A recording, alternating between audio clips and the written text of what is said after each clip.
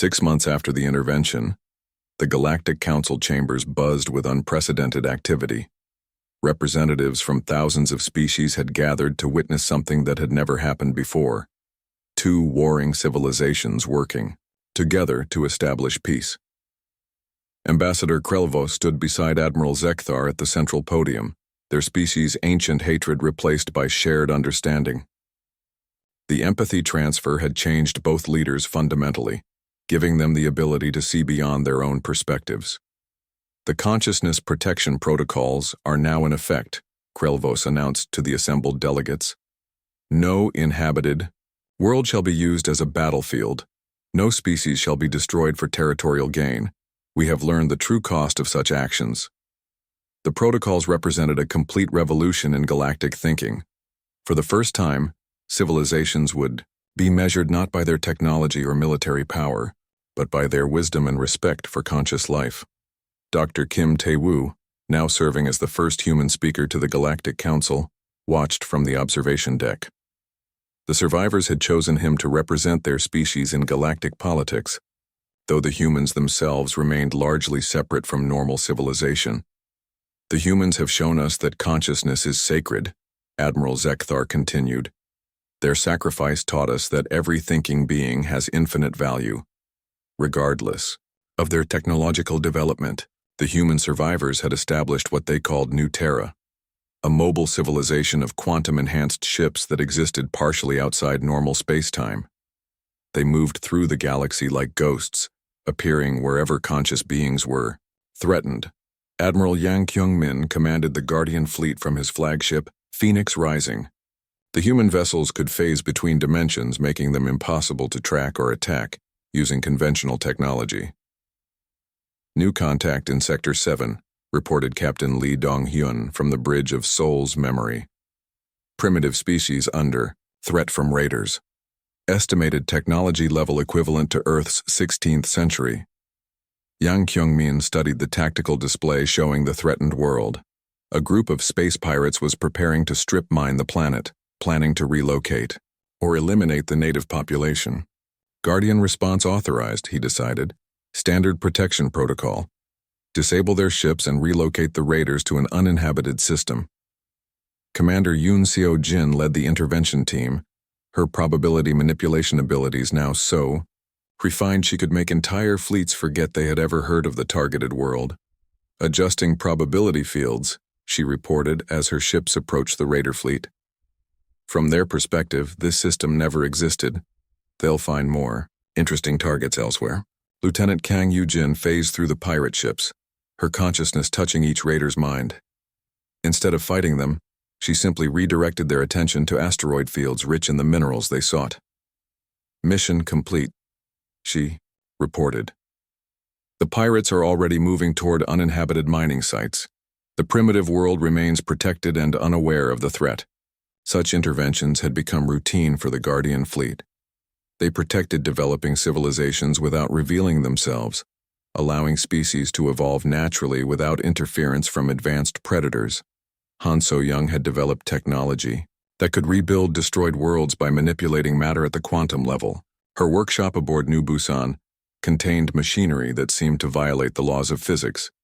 The restoration project is proceeding on schedule, she reported during the weekly council meeting. We should have a habitable Earth ready for recolonization within 90 years. The new Earth would not be identical to the original. Using their quantum abilities, the survivors were creating a world informed by the wisdom they had gained through loss. It would be a planet designed for peace and understanding.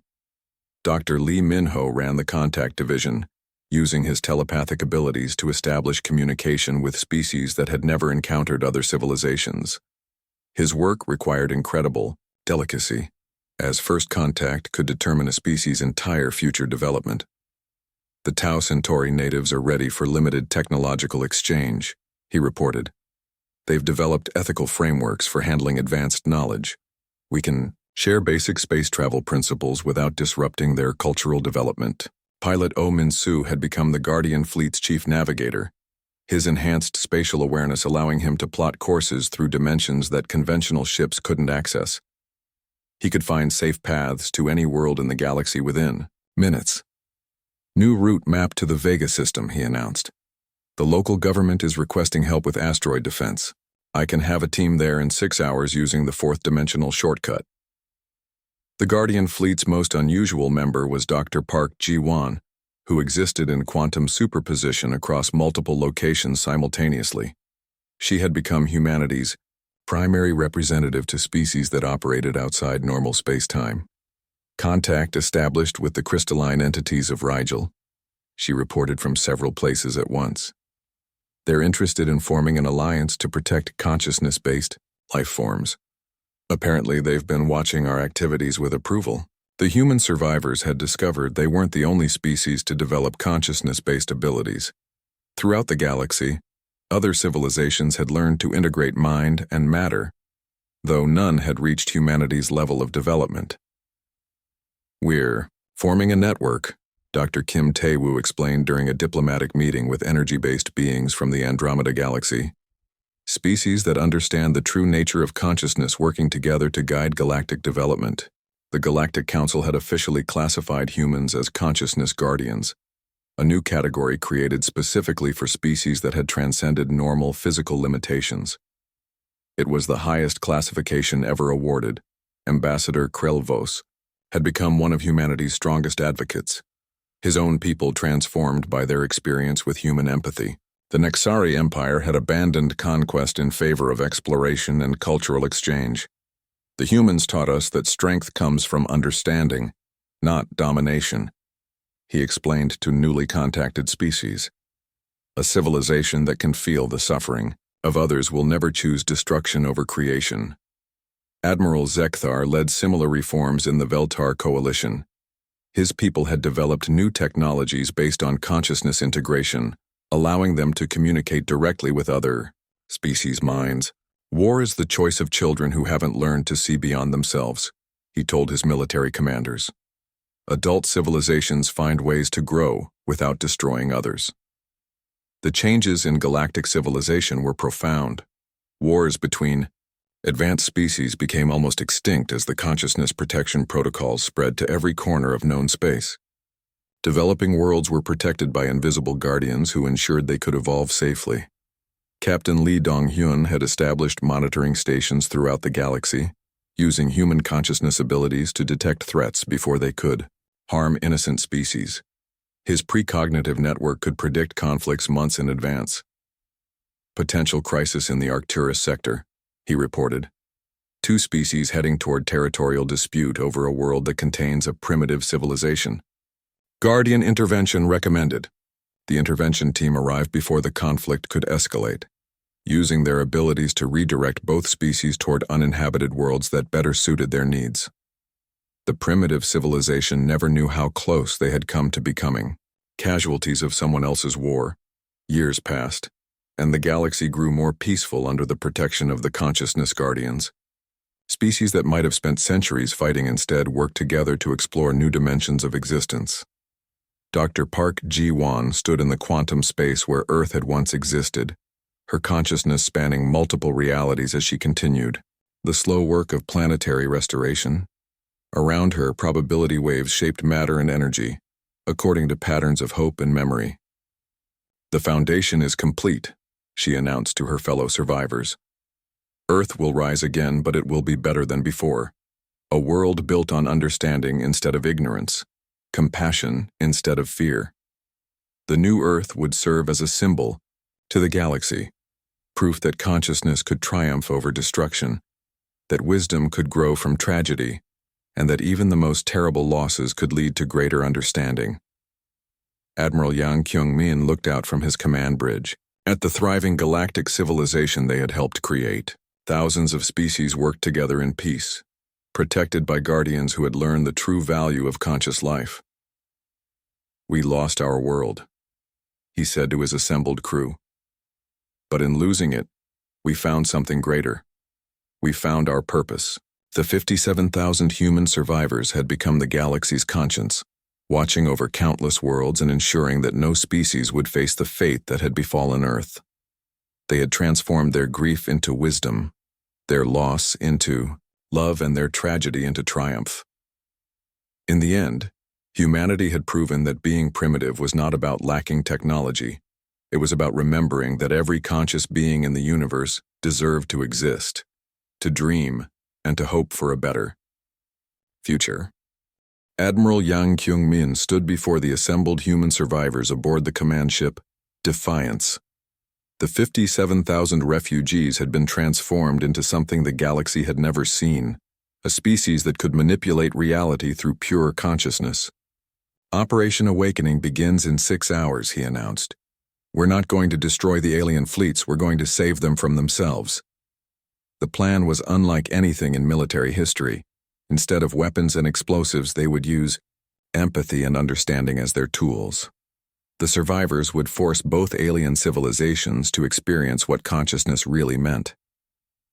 Han So-young had spent weeks preparing the modified ships for the mission. Each vessel could now phase between dimensions and exist in multiple realities simultaneously. The quantum modifications are complete, she reported. We can approach both fleets at once without being detected by normal sensors. Our ships exist as probability waves until we choose to manifest. Dr. Kim Tae-woo coordinated the consciousness linking network that would allow all survivors to work as a single collective mind during the operation. His understanding of quantum mechanics had evolved far beyond normal human comprehension. When we link together, our combined consciousness will be powerful enough to affect reality on a galactic scale, he explained. But everyone must maintain focus. If even one person breaks concentration, the entire operation could fail. Commander Yoon Seo-jin would lead the team infiltrating the Nexari flagship. Her probability manipulation abilities had grown so strong, she could make entire events statistically unlikely to occur. I can ensure that their security systems simply won't detect us, she said confidently. It's not stealth technology. I'm making it impossible for them to notice our presence. Captain Lee Dong-hyun's team would target the Veltar command vessel. His precognitive abilities showed him exactly when and how to approach without being discovered. I can see the probability streams, he reported. There's a 17-second window when both fleets will be vulnerable to our infiltration. Lieutenant Kang Yoo-jin had perfected her phase-shifting abilities to the point where she could exist in solid matter without displacing it. She would disable both fleets' weapon systems from the inside. I can walk through their ship hulls and interact with their technology directly, she demonstrated by passing her hand through a metal wall. Their weapons will become harmless without them understanding why. Dr. Lee Min-ho would handle the most difficult part of the mission, establishing telepathic contact with alien minds that had never experienced empathy. His consciousness scanning abilities had grown powerful enough to touch thoughts across dimensional barriers. I can feel both fleet commanders from here, he said, concentrating. Their minds are focused entirely on warfare and conquest. They've never considered that other beings might have inner lives like their own. The survivors split into quantum-linked teams, each group capable of operating independently while maintaining psychic coordination with the others. They approached both alien fleets simultaneously, existing in probability states that made detection impossible. Pilot Oh Min-soo navigated through four-dimensional space, following paths that only existed when viewed from outside normal reality. His enhanced spatial awareness allowed him to plot courses that bypassed all conventional defenses. Both fleets are preparing to resume battle, he reported as they approached the massive alien vessels.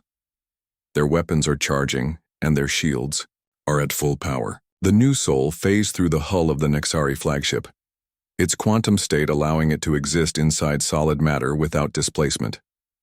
Commander Yoon Seo-jin led her team through corridors filled with alien warriors who couldn't perceive their presence.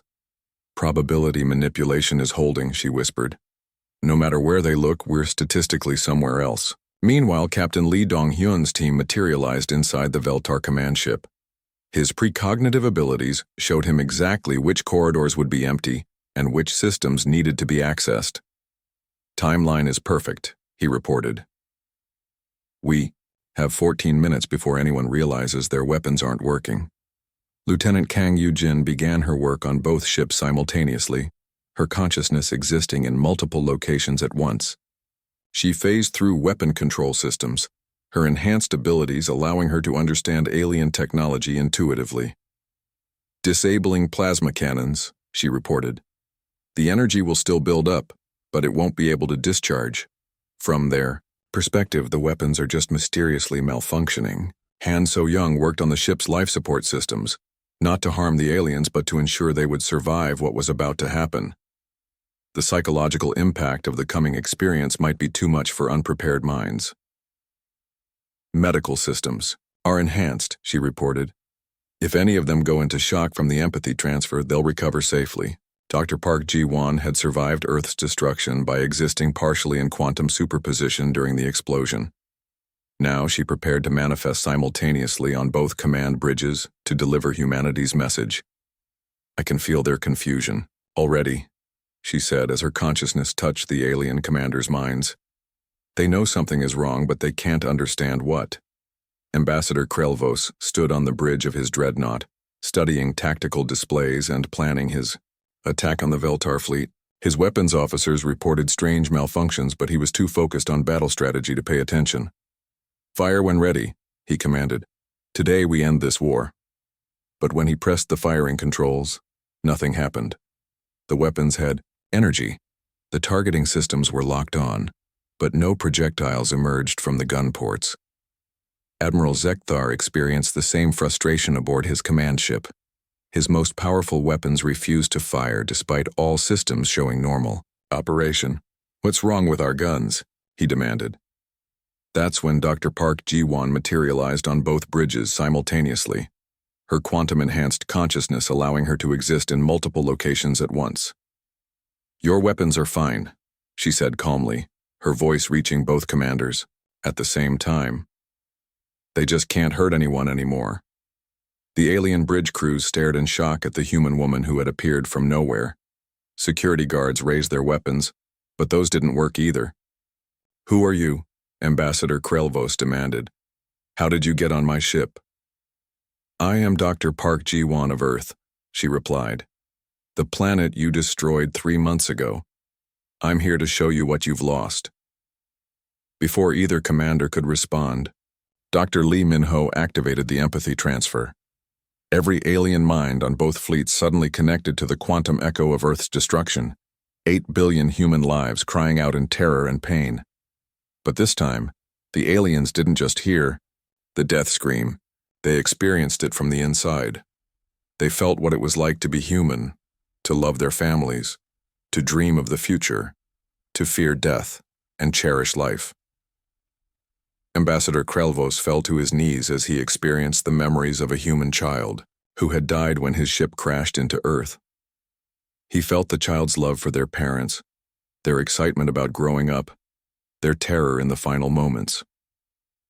Admiral Zekthar wept as he experienced the thoughts of an elderly human who had spent their last moments worrying about their grandchildren's future. The depth of love and concern was unlike anything in Veltar culture. Throughout both fleets, alien warriors experienced human emotions for the first time. They felt love, compassion, hope, and the desperate desire to protect those who were precious to them. Stop, Krelvos gasped. Please make it stop. I can't, Dr. Park Ji-won replied gently. This is what consciousness really means. This is what you've been destroying in your wars. The empathy transfer lasted only minutes, but it changed both alien civilizations forever. When it ended, the fleets hung motionless in space, their crews struggling to understand what they had just experienced.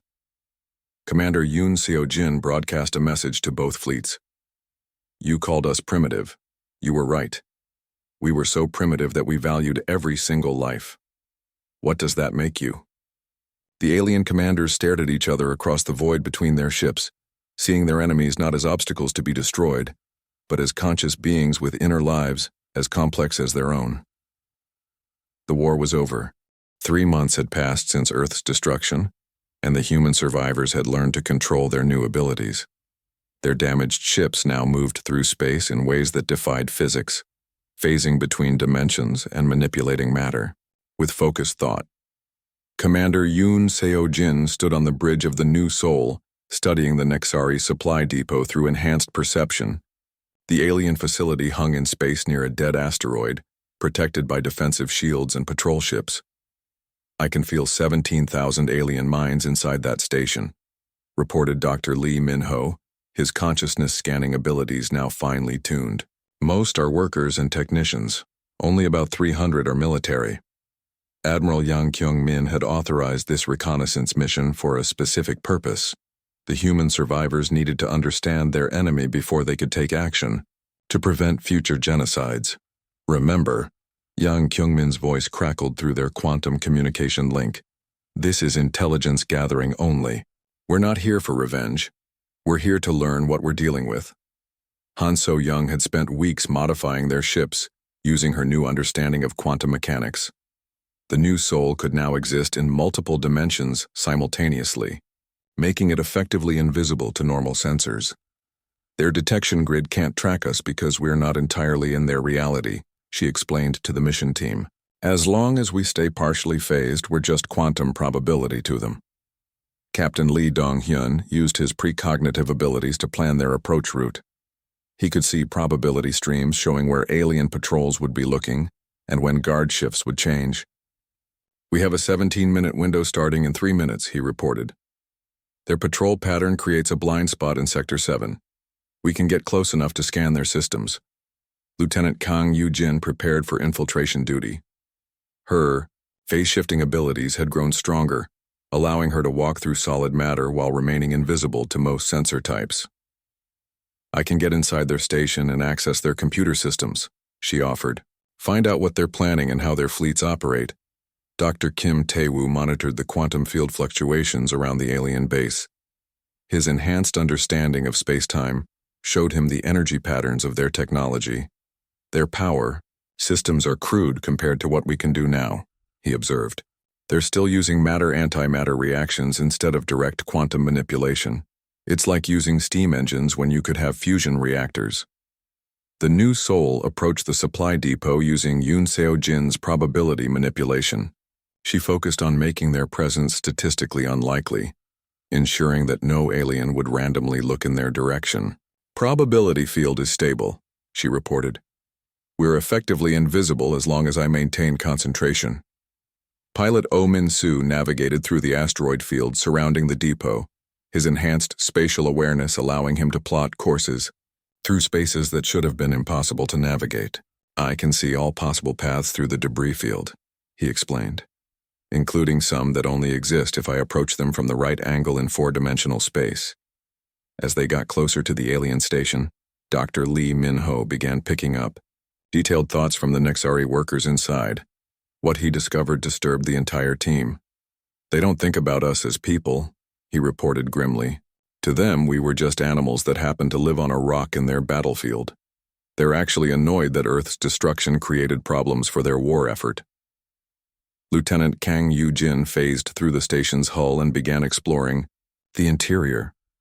Her enhanced consciousness allowed her to understand the alien writing and technology systems intuitively. I'm in their command center, she whispered through the quantum link. Downloading their tactical database now. Yang Kyung-min needs to see this information immediately. The intelligence Kang Yu-jin gathered revealed the true scope of the Galactic War. The Nexari Empire and Veltar Coalition had been fighting for over 200 years, destroying entire star systems in their conflict. They've killed trillions of beings, Kang Yu-jin reported as she accessed more files. Hundreds of civilizations, wiped out just for being in the wrong place when the fleets needed battle space. Commander Yoon Seo-jin felt her probability manipulation faltering as anger threatened her concentration. The casual way the aliens treated genocide was almost too much to bear. Stay focused, Captain Lee Dong-hyun warned, seeing dangerous probability streams in the near future. If we lose our invisibility now, this mission becomes a battle we're not prepared for. Dr. Kim Tae-woo studied the alien technology specifications that Kang Yu-jin was transmitting. His enhanced understanding revealed critical weaknesses in their designs. Their weapon systems are powerful but inflexible, he analyzed. They can destroy planets, but they can't adapt to new types of defense. If we can show them something they've never encountered, they won't know how to respond. Han So-young was already designing countermeasures based on the intelligence they were gathering. Her quantum manipulation abilities allowed her to see how alien technology could be disrupted at the molecular level. I can disable their ships without destroying them, she realized. Turn their own energy systems against them. Make their weapons as harmless as children's toys. Lieutenant Kang Yu-jin discovered something even more disturbing in the alien database. A list of other primitive worlds that both fleets plan to use as battlefields in the coming months. There are 47 inhabited planets marked for battlefield preparation, she reported. They're going to do to other worlds what they did to Earth. The team completed their reconnaissance mission and returned to the refugee fleet with critical intelligence. Admiral Yang Kyung-min studied the data with growing determination. We have 47 worlds to save, he announced to the Survivor Council, and we have enemies who don't even understand that what they're doing is wrong. Dr. Lee Min-ho had been monitoring the alien fleets during the mission. Both sides were preparing to resume their war, having recovered from the psychological trauma of Earth's destruction. They've convinced themselves that what happened was just an unexpected side effect, he reported. They plan to continue their battles, but they'll be more careful about consciousness-bearing worlds in the future. Commander Yoon Seo-jin realized that being careful wasn't enough. The aliens saw other species as obstacles to be avoided, not lives to be protected. They still don't understand, she said angrily. Every world they destroy, every civilization they wipe out, those are real people with thoughts and dreams and families. Captain Lee Dong-hyun used his precognitive abilities to examine possible futures. What he saw convinced him that they needed to act decisively. If we do nothing, the war continues for another century, he reported. Both fleets will destroy thousands more worlds before they finally exhaust themselves. Billions more civilizations will die. Dr. Kim Tae-woo had been developing a plan based on their new understanding of consciousness and quantum mechanics. His proposal shocked even the other survivors. We don't need to defeat them militarily, he explained. We need to make them understand what consciousness really means. Force them to experience what they've been destroying. Han So-young studied the technical requirements for Kim Tae-woo's plan. Her enhanced abilities showed her exactly how it could be accomplished. We can do it, she confirmed. But we'll need to get close to both fleets simultaneously. And we'll need to use every survivor working together as a quantum collective. Admiral Yang Kyung-min made the decision that would change galactic history. The human survivors would not hide or flee. They would not seek revenge or conquest. Instead, they would teach the galaxy the true meaning of consciousness. We're going back to the alien fleets, he announced. Not to destroy them, but to show them what they destroyed when Earth died. We're going to make them understand that every thinking being in the universe has value. The 57,000 human survivors began preparing for a mission unlike anything attempted in galactic history. They would use their quantum-enhanced abilities to force two warlike civilizations to experience empathy for the first time. The wave hit every thinking mind in a 1,000 light-year radius. On an Exari dreadnought, Ambassador Krelvos suddenly dropped to his knees as 8 billion human death screams echoed through his consciousness. Warriors who had fought for centuries without fear began weeping uncontrollably. Admiral Zekthar of the Veltar fleet experienced something his species had never felt before. The collective agony of an entire world dying at once. The sensation was so overwhelming that both alien fleets stopped firing their weapons and tried to understand what had just happened to their minds. What was that? Krelvos demanded, struggling to stand. His hands shook as he tried to clear the images of dying humans from his thoughts. His science officer, trembling, checked the sensor readings. Admiral, the primitive planet just exploded. But there was also some kind of consciousness wave. We've never seen anything like it. Captain Lee Dong-hyun floated in his space station, staring at the expanding cloud of debris that had once been Earth. His home was gone. His family was gone. 8 billion people reduced to cosmic dust in a matter of minutes. But he was not alone. The human evacuation fleet, 57,000 survivors scattered across dozens of ships, had all experienced the same psychic connection at the moment of Earth's death. They had felt every human life end at once, and somehow that shared trauma had changed them. Captain, called his communications officer, Pilot Oh Min-soo. I'm getting strange readings from our own people. The refugee ships are, I don't know how to describe this. Their brain activity is off the charts. Lee Dong-hyun knew exactly what Oh Min-soo meant. He could feel it himself, a new awareness that hadn't existed before Earth's destruction. His mind felt larger, more connected to space and time around him. Aboard the refugee transport New Seoul, engineer Han So-young discovered the change first. She was trying to repair damaged life support systems when she realized she could see the quantum structure of the metals she was working with. "This is impossible," she whispered, watching molecular bonds shift according to her thoughts.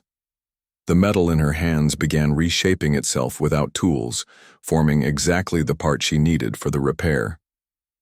Dr. Kim Tae-woo crammed into the ship's makeshift laboratory with a dozen other scientists, found himself understanding principles of physics that should have taken decades to discover. The space-time equations that had puzzled him for years suddenly seemed as simple as basic arithmetic. "The quantum field disruption did something to us," he explained to the other survivors during an emergency meeting. "When Earth was destroyed, it created a massive consciousness wave. Everyone who was psychically connected to that wave was changed by it. Commander Yoon Seo-jin, who had been leading evacuation efforts, found that she could now predict probability outcomes with startling accuracy. During ship repairs, she knew exactly which system would fail next and how to prevent it. It's not magic," she told the confused refugees. "It's like our brains were upgraded.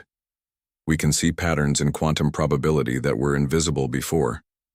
The changes were different for each person, but all the survivors had gained abilities that violated everything humans thought they knew about science. Some could manipulate matter at the molecular level. Others could predict future events or see through solid objects.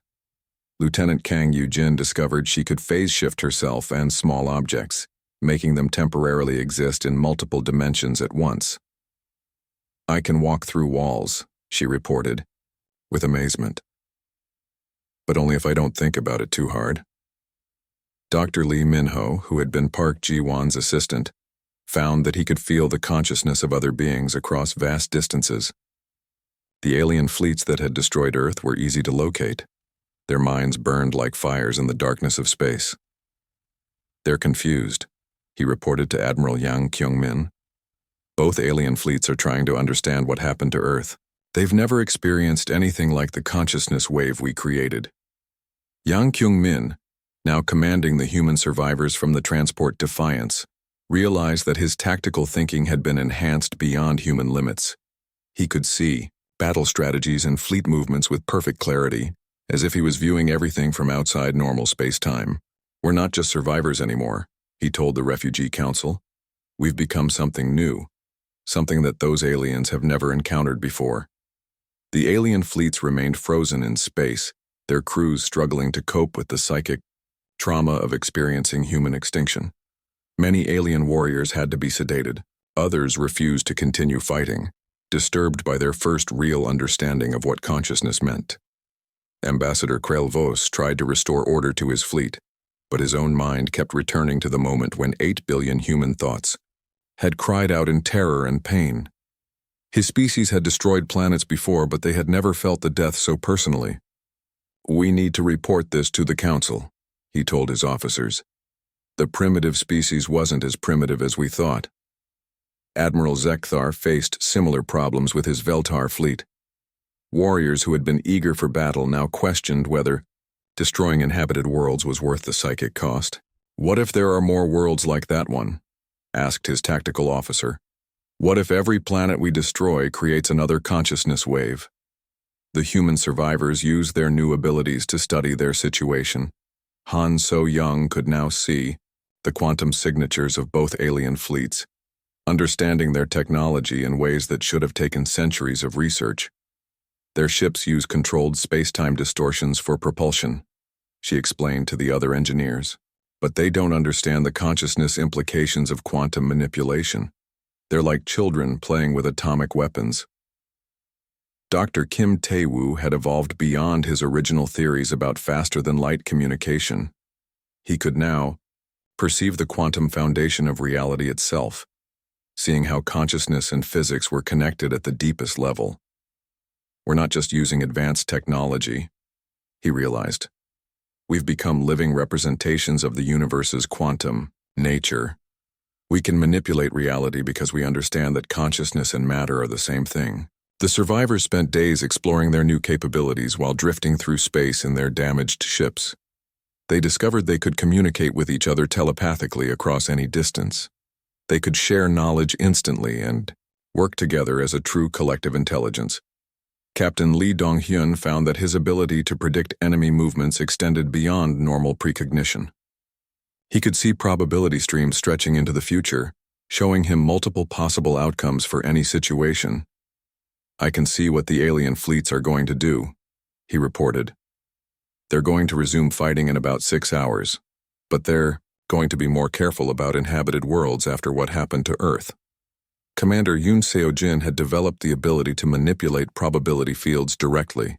During a test, she made their transport ship effectively invisible by ensuring that no alien sensor would randomly scan their location. "It's not cloaking technology," she explained. "I'm adjusting the probability that they'll look in our direction. As long as I maintain focus, we're statistically unlikely to be detected." The refugees realized they had gained abilities that the alien civilizations didn't possess. The advanced species had focused so completely on technology that they had missed the connection between consciousness and quantum mechanics. "They can fold space and build giant warships," observed Lieutenant Kang Yoo-jin, "but they can't manipulate reality at the quantum level using just their minds. They never learned to integrate consciousness with physics." Dr. Lee Min-ho made contact with the alien fleets using his enhanced telepathic abilities. What he discovered shocked the other survivors. "They're terrified of us," he reported. "Not because of our technology or our weapons. They're afraid because we made them feel something they've never experienced before. Empathy for other conscious beings." Admiral Yang Kyung-min realized that the survivors weren't just refugees anymore. They had become something unprecedented in galactic history. A species that could manipulate reality through consciousness alone. "We have a choice to make," he told the Survivor Council. "We can use these abilities to find a new home and rebuild our civilization, or we can make sure that what happened to Earth never happens to another world." The decision was unanimous. They would return to the alien fleets, not for revenge, but to show the galaxy what they had lost when Earth was destroyed. The first sign that something was wrong came at 3:47 a.m. Seoul time. Captain Lee Dong-hyun was drinking coffee on the night shift when every sensor on his station started screaming warnings at once. "What the hell?"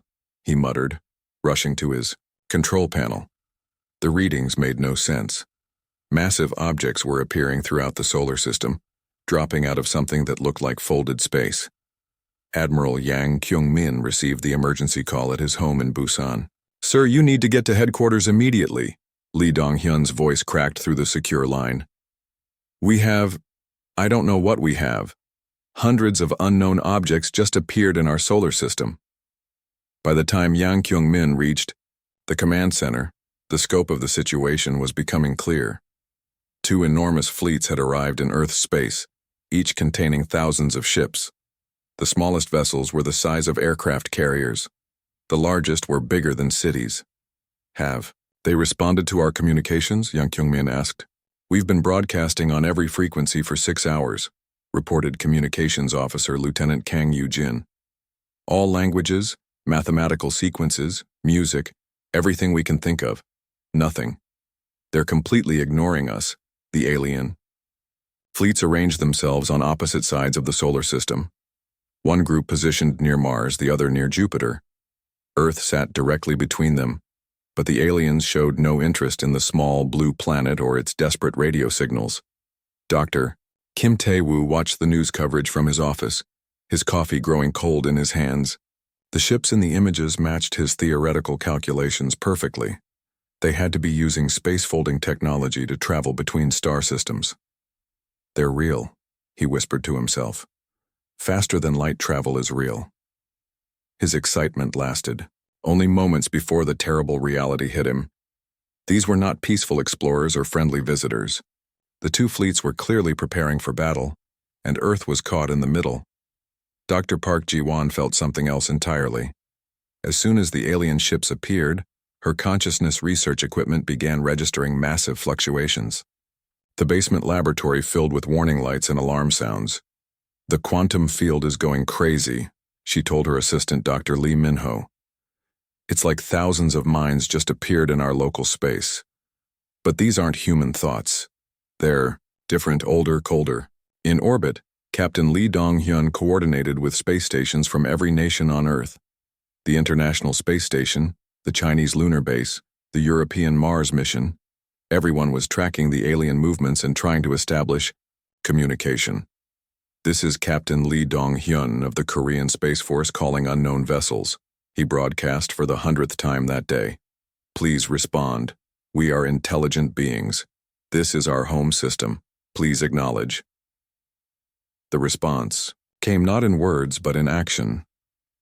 Both alien fleets began moving toward each other, using Earth's orbit as their meeting point. Ships that dwarfed Earth's largest cities accelerated to impossible speeds, their weapon systems charging with energy that made the sun look dim. Admiral Yang Kyung-min stood in the emergency command center, surrounded by representatives from every major nation on Earth. For the first time in human history, all of Earth's governments were working together, united by the threat of extinction. "We need to evacuate," said the American Secretary of Defense.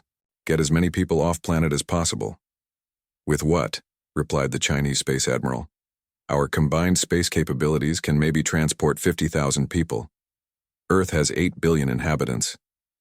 Yang Kyung-min studied the tactical display, showing both alien fleets converging on Earth's position. "We evacuate who we can. Scientists, engineers, leaders, children. If humanity survives this, we'll need people who can rebuild." Han So-young worked frantically in her workshop, trying to adapt her experimental engines for mass evacuation. Her design could theoretically move large numbers of people, but it had never been tested beyond computer simulations. "I need more time," she told the emergency council over video link. "Give me 2 weeks and I can have transport ships ready for 100,000 people." "We don't have 2 weeks," Yang Kyung-min replied grimly. "Our analysts think the battle will begin within days." The alien fleets continued their approach, completely ignoring Earth's desperate attempts at communication. To them, the human radio signals were just background noise like insects buzzing around their feet. Ambassador Krelvos commanded the lead Nexari dreadnought, a ship so large it had its own weather systems. He studied the tactical display showing Veltar positions and planned his attack strategy. The primitive world between the fleets barely registered on his sensors. "Admiral," reported his tactical officer, "the local inhabitants are broadcasting some kind of signals. Shall we respond?" "Ignore them," Krelvos replied dismissively. "Whatever lives on that rock, it's not our concern. Focus on the Veltar formations. This battle ends the war." On the Veltar command ship, Admiral Zekthar made similar calculations. His species had been fighting the Nexari for so long that peace seemed impossible. This battle would either destroy the Nexari Empire or end his own civilization. "The enemy is moving into position," his weapons officer reported. "All ships ready to fire." "Good," Zekthar growled. "Today we finish what our ancestors started." Dr. Park Ji-won's equipment registered the moment both fleets prepared their weapons. The consciousness field around Earth suddenly filled with predatory thoughts and violent intentions. Her quantum sensors detected minds focused entirely on destruction and death. "They're not here to explore or communicate," she told the emergency council. "These beings are here to kill each other. We're just in the way." The first shots fired at 2:15 p.m. local time in Seoul. Weapons that could crack planets lit up space with energies that temporarily blinded Earth's satellites. The battle began with exchanges of missiles that moved faster than Earth's fastest spacecraft. Captain Lee Dong-hyun watched from his space station as projectiles the size of buildings streaked past Earth's orbit. Each weapon carried enough destructive power to level a continent. "All civilian spacecraft evacuate the combat zone immediately," he broadcast. "This is not a request. Get away from Earth orbit now." But there was nowhere to run. The battle was happening all around Earth, with the planet sitting in the exact center of the combat zone. Weapons fire crossed through Earth's orbital path, Every few seconds, Admiral Yang Kyungmin made the hardest decision of his career. Begin emergency evacuation. All available spacecraft, all countries, everyone who can fly. We save who we can. Han So-young's untested engines were pressed into service immediately. Her experimental transport ships launched with minimal testing, carrying thousands of refugees toward the outer solar system. Other nations contributed whatever spacecraft they had available. In total, 57,000 people made it off Earth before the disaster struck. It happened during the third hour of the battle. A Nexari bombardment ship, damaged by Veltar. Weapons lost control and began falling toward Earth. The ship was massive, over 20 kilometers long and packed with exotic matter warheads. Dr. Park Ji-won watched the falling ship on news feeds from her laboratory. Her consciousness equipment was registering something unprecedented. The quantum field around Earth was beginning to destabilize. Everyone needs to evacuate the research facility, she told Dr. Lee Min-ho. The quantum distortion from that ship is going to cause some kind of cascade effect. But it was too late to run. The Nexari ship struck the Korean peninsula at 4:47 p.m., directly impacting Dr. Park Ji-won's research facility. The exotic matter containment systems failed, releasing energies that Earth science had never encountered. The explosion did more than destroy the region. It tore a hole in space and time itself, creating a quantum shockwave that rippled outward at the speed of light. Captain Lee Dong-hyun, watching from orbit, saw his homeland disappear in a flash of light that hurt to look, but the destruction was just beginning. The quantum explosion interacted with Dr. Park Ji-won's consciousness research equipment, amplifying the effect beyond anything imaginable. Every human mind on Earth suddenly connected to every other human mind on Earth. For one terrible moment, 8 billion people experienced the same thing at the same time, the knowledge that they were about to die. The psychic scream that followed could be heard across the galaxy. The massive crystal chamber hummed with quiet power as Ambassador Krelvo stood before the Galactic Council. His forearms moved in practiced gestures as he spoke about the small blue planet in the outer rim of the galaxy.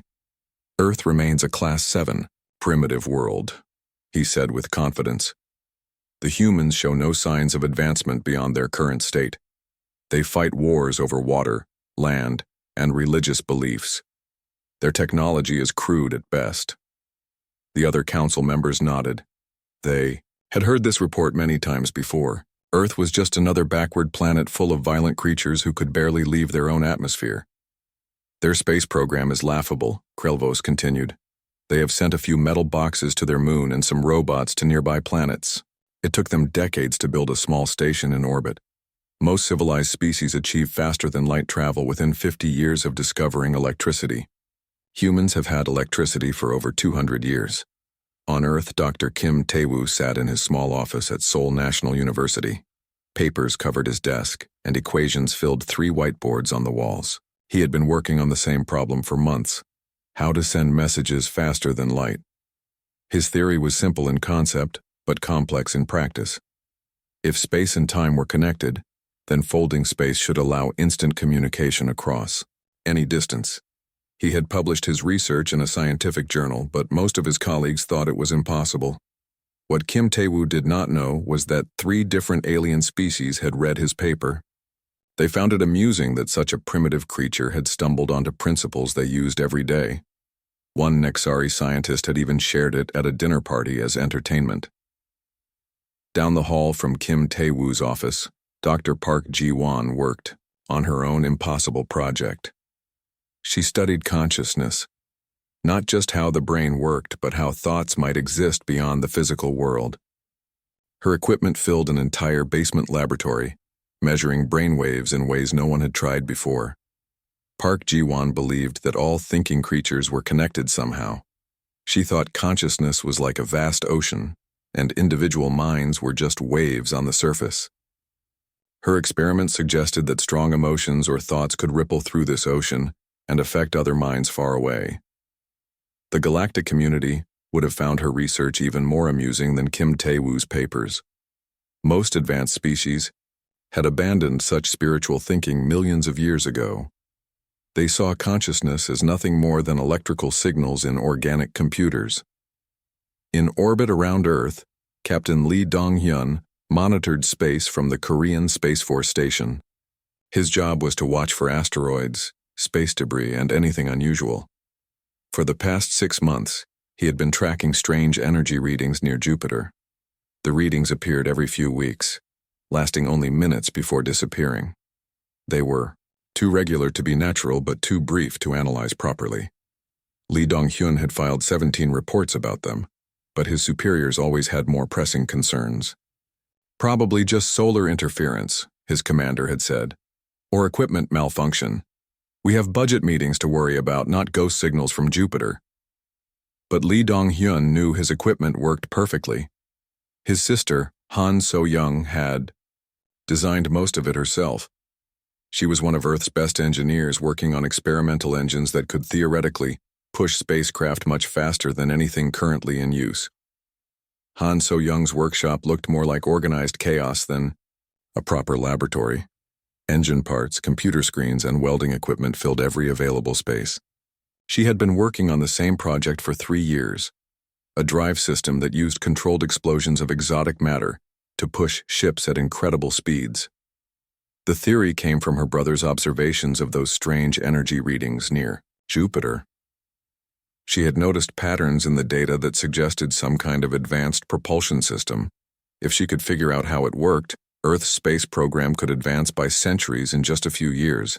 Neither sibling knew they were observing the exhaust signatures of alien scout ships. The Nexari Empire had been watching Earth closely, making sure the humans did not develop beyond their current level. Any species that showed signs of rapid advancement was either recruited or eliminated, depending on their usefulness. The scout ships remained invisible to human sensors, except for the brief moments when they vented excess energy from their drives. Those energy signatures were what Lee Dong-hyun had been tracking, and what his sister was trying to understand. Back in the crystal chamber, Ambassador Krell-Vos finished his report with the same conclusion he had given for the past 50 years. Humans remain unsuitable for galactic citizenship, he declared. They are too violent, too primitive, and too focused on their petty territorial disputes. I recommend continued observation with no contact for at least another century. The Council voted unanimously to accept his recommendation. Earth would remain isolated, its people unaware that a vast galactic civilization existed beyond their small solar system. What the Council did not know was that their century-long war with the Veltar Coalition was about to change everything. The Nexari Empire and the Veltar Coalition had been fighting for so long that neither side remembered what started the conflict. They had destroyed hundreds of worlds and killed billions of beings in their endless struggle for dominance. Both sides were running out of resources and safe places to fight. Soon they would need to find new battlegrounds far from their core worlds. The empty space around primitive planets made perfect locations for large fleet engagements. Dr. Kim Tae-woo worked late into the night, unaware that his theories about folding space were about to be demonstrated on a scale that would shatter his understanding of the universe. His equations were correct, but he had no idea that other beings had been using them for warfare for thousands of years.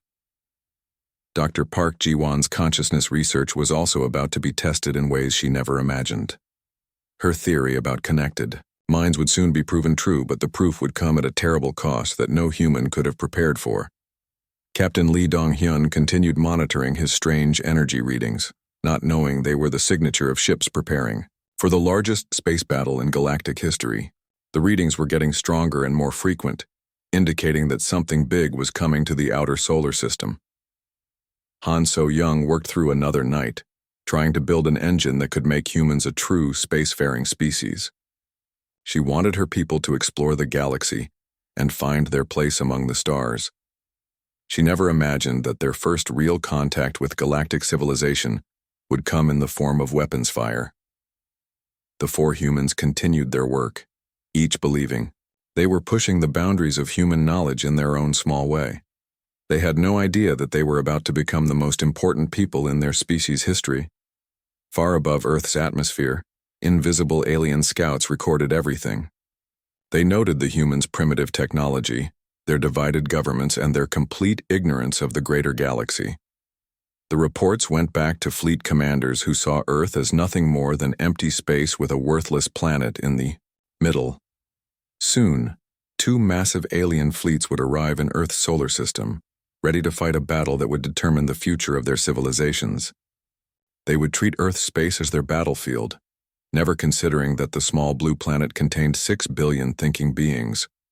The war was coming, and humanity had no idea their world was about to become ground zero for forces beyond their comprehension.